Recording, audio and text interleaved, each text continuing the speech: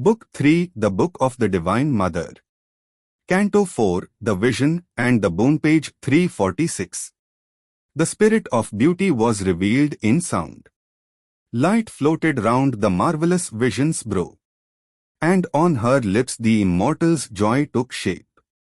O strong foreigner, I have heard thy cry.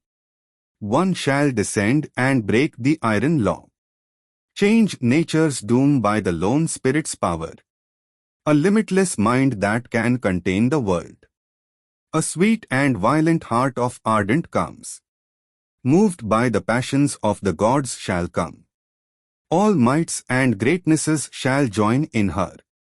Beauty shall walk celestial on the earth. Delight shall sleep in the cloudnet of her hair, and in her body as on his homing tree. Immortal love shall beat his glorious wings. A music of griefless things shall weave her charm. The harps of the perfect shall attune her voice. The streams of heaven shall murmur in her laugh. Her lips shall be the honeycombs of God. Her limbs his golden jars of ecstasy. Her breasts the rapture flowers of paradise. She shall bear wisdom in her voiceless bosom.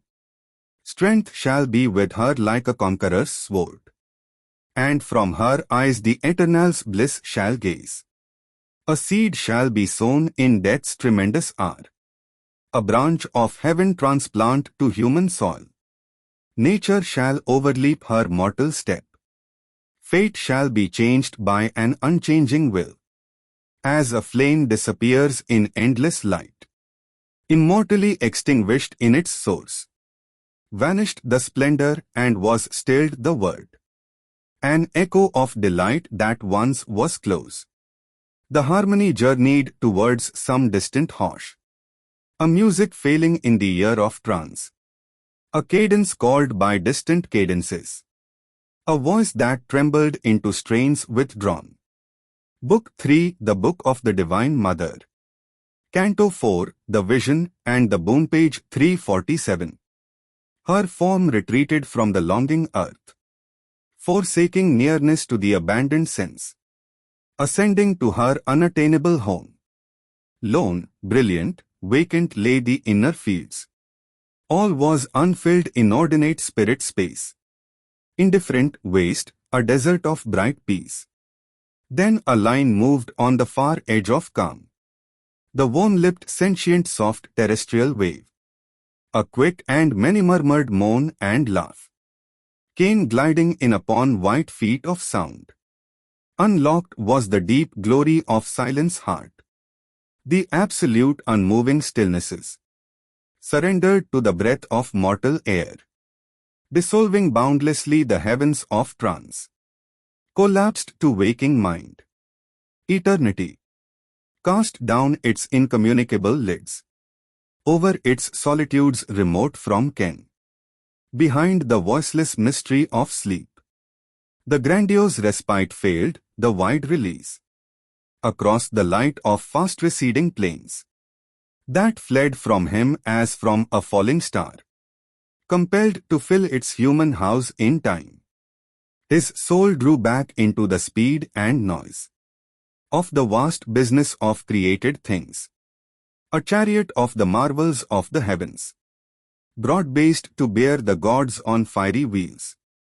Flaming he swept through the spiritual gates. The mortal stir received him in its midst. Once more he moved amid material scenes, lifted by intimations from the heights, and in the pauses of the building brain, touched by the thoughts that skim the fathomless surge of nature and wing back to hidden shores. The eternal seeker in the aeonic field, besieged by the intolerant press of ours, again was strong for great swift-footed deeds. Book 3, The Book of the Divine Mother. Canto 4, The Vision and the Boon, page 348. Awake beneath the ignorant vault of night, he saw the unnumbered people of the stars, and heard the questioning of the unsatisfied flood, and toiled with the form maker, measuring mind. A wanderer from the occult invisible suns, accomplishing the fate of transient things. A god in the figure of the arisen beast. He raised his brow of conquest to the heavens, establishing the empire of the soul on matter and its bounded universe. As on a solid rock in infinite seas, the Lord of Life resumed his mighty rounds in the scant field of the ambiguous globe. End of Canto 4, end of Book 3.